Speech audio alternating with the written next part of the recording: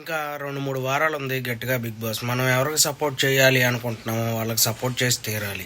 నా పరంగా అయితే నిఖిల్ గెలవాలని నాకు అనిపించింది. ఎందుకంటే ఫస్ట్ నుంచి బాగా ఆడుతున్నాడు, అందరితో బాగానే ఉన్నాడు. మ్యాక్సిమం ఎవరితో ఎక్కువ గొడవలు కూడా లేవు. అదొక పాయింట్.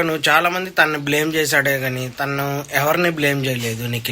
నిఖిల్ చాలా జెన్యున్ ప్లేయర్ అని నాకు అనిపించింది. ఫస్ట్ నుంచి అలాగే ఉంది, ఇప్పుడు అలాగే ఉంది. నేను నిఖిల్కే సపోర్ట్ చేస్తున్నాను.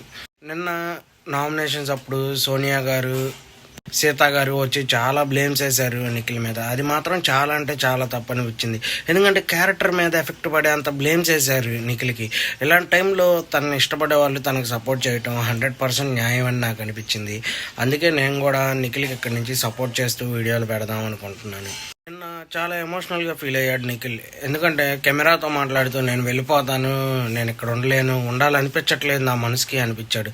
తర్వాత కొంచెంసేపు ఆగాక మామూలుగా ఉంటాను అన్నట్టే మాట్లాడాడు. కానీ ఫస్ట్ మాత్రం చాలా అంటే చాలా బాధపడ్డాడు. తర్వాత యష్మి గారిని కూడా కూర్చోబెట్టి మాట్లాడాడు.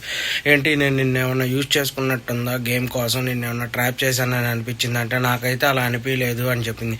మరి ఇప్పుడేం మాట్లాడతారో చూడాలి సోనియా గారు, సీత గారు. వారైతే మరీ దారుణంగా మాట్లాడారు. పాపం డిఫరెంట్ చేసుకోవటానికి కూడా లేదు. అదేంటంటే మేము బయట నుంచి చూసి వచ్చామంటారు. అప్పుడేం మాట్లాడలేని పరిస్థితిలో ఉన్నాడు నిఖిల్. ఇవాళ సేవ్ అయ్యి హైయెస్ట్ ఓట్లతో అప్పుడు కనుక నిఖిల్ కొంచెం హ్యాపీగా ఫీల్ అవుతాడు.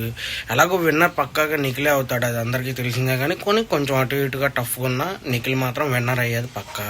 మామూలుగా మీరేమనుకుంటున్నారో కామెంట్లో మెసేజ్ చేయండి. అసలు ఇప్పుడు దాకా అయితే ఇన్ని బ్లేమ్స్ నిజంగానే ఈ సీజన్లో ఎక్కువ నిఖిల్కే వచ్చినాయి. కానీ అప్పుడు సపోర్టింగ్గా పృథ్వీ నుంచి ఉన్నాడు. ఇది మాత్రం మనం గుర్తుపెట్టుకోవాలి. పృథ్వీ బాగా సపోర్టింగ్గా ఉన్నాడు. చూడాలి మరి వీళ్ళిద్దరు బాండ్ మాత్రం బాగా కంటిన్యూ అవుతానే ఉంది. ఓకే ఫ్రెండ్స్, మన ఛానల్ లైక్ చేయండి, షేర్ చేయండి, సబ్స్క్రైబ్ చేయండి. తప్పులు ఏమన్నా ఉంటే కామెంట్లో మెసేజ్ చేయండి.